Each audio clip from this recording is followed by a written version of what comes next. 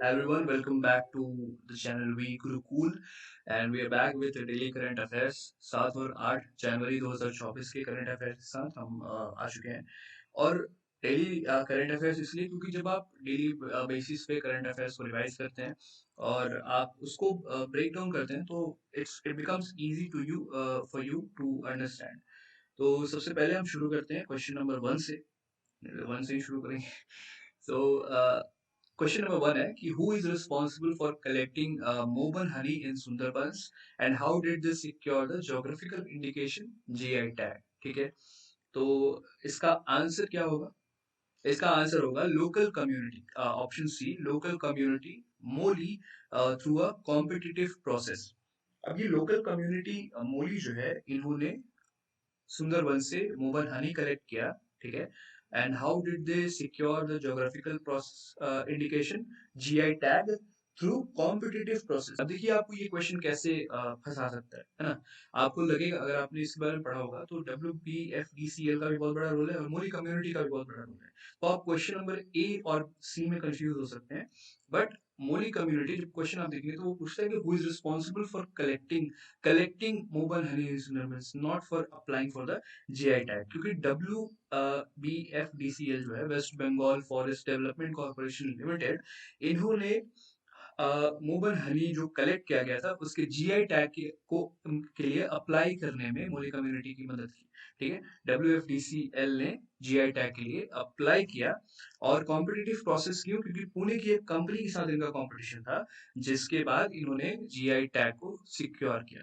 ठीक है, question number two, which rice variety from Jalpaiguri district has been granted as a geographical indication tag and why is it called the Prince of Rice? ठीक है, तो इसका option B answer होगा, जिसका जो है black Nunia rice for its unique flavour. ठीक है, तो ब्लैक नूनिया राइस जो है आपका जलपाईगुड़ी डिस्ट्रिक्ट का, जिसको जीआई टैग दिया गया है इसके यूनिक फ्लेवर के लिए, and because of its unique flavour, इसके यूनिक फ्लेवर के चलते ही इसको प्रिंस ऑफ राइस भी कहा जाता है।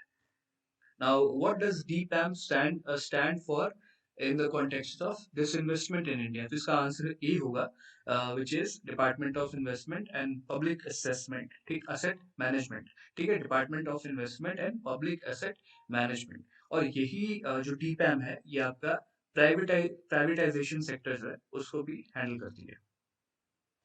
उसके बाद आप क्वेश्चन नंबर 4 देखेंगे, तो which district in West Bengal is renowned for the exclusive production of Kadiyal saris and how does the GI tag contribute to the preservation of this traditional craft?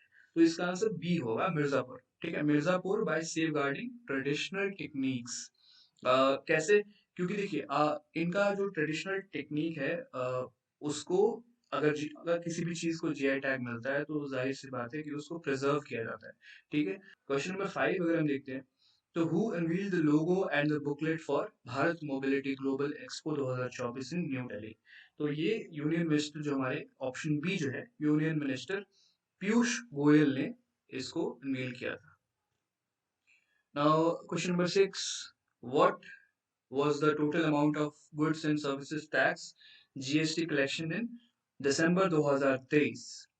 तो दिसंबर 2023 में 1,64,882 करोड़, 1,64,882 करोड़ का कलेक्शन पाया गया, जो पिछले साल के मुकाबले, अगर हम पिछले साल 2022 से कंपेयर करें, तो 10% इंक्रीमेंट जो है वो देखा गया था।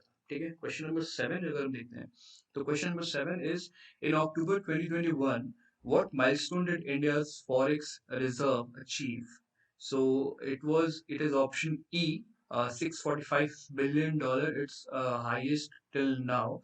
So it's option E, 645 billion, जो अभी तक का सबसे highest है।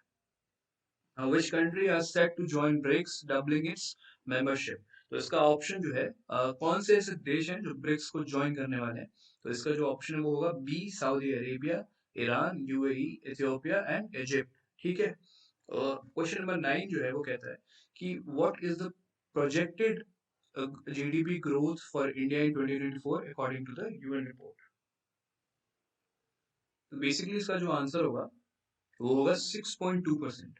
इसका जो आंसर होगा वो होगा डी 6.2%, जो 2024 में इंडिया का जीडीपी ग्रोथ जो है वो प्रोजेक्ट किया गया है यूएन के रिपोर्ट के द्वारा। यूएन के रिपोर्ट के अनुसार वो 6.2 है। ठीक है। According to the UN report, what is the projected global inflation rate for 2024? तो यूएन के रिपोर्ट के हिसाब से जो ग्लोबल इन्फ्लेशन रेट है वो कितना माना जा रहा है 2024 के लिए। बेसिकली इसमें डिक्लाइन देखा जा रहा है क्योंकि इन्फ्लेशन जो है 5.7 से, जो प्रोजेक्ट किया गया यूएन की रिपोर्ट के द्वारा, वो 5.7 से जो है वो 3.9 पे आएगा। तो कहीं ना कहीं एक डिक्लाइन हुआ ये ग्लोबल इन्फ्लेशन रेट में according to the UN report. ठीक है। Now what was the year on year growth in UPI transaction value in December? तो इसका आंसर जो है वो ए होगा। इसका आंसर जो है वो ए होगा क्योंकि जो 42% का जो ग्रोथ है वो यूपीआई ट्रांजैक्शन में इन कंपैरिजन टू 2020।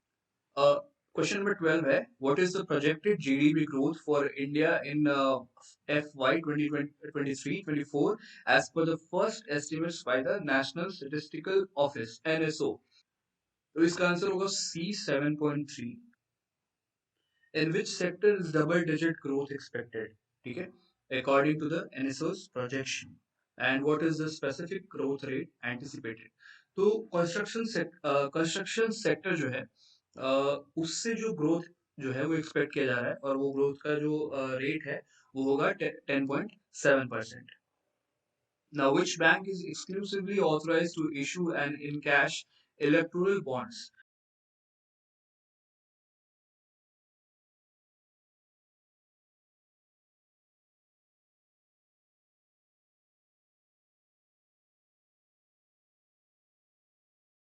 इसका आंसर होगा D, State Bank of India SBI, because State Bank of India is the sole authorised for electoral bonds. तो question 15 is who proposed the establishment of Bharat Park in the UAE? So basically इसका answer होगा B, Piyush Goyal, जिन्होंने UAE में plan उनका है Bharat park को setup करने का। यूनियन मिनिस्टर पीयूष गोयल, जो कि टेक्सटाइल एंड कॉमर्स मिनिस्ट्री को हैंडल कर रहे हैं। सो ये आज का हमारा करंट अफेयर्स था। आई होप ये आपके लिए बहुत यूजफुल रहा होगा। If you like the video, please subscribe to the channel, and if you want any video on the specific topic, please let me know in the comment section. I'll be back with another video.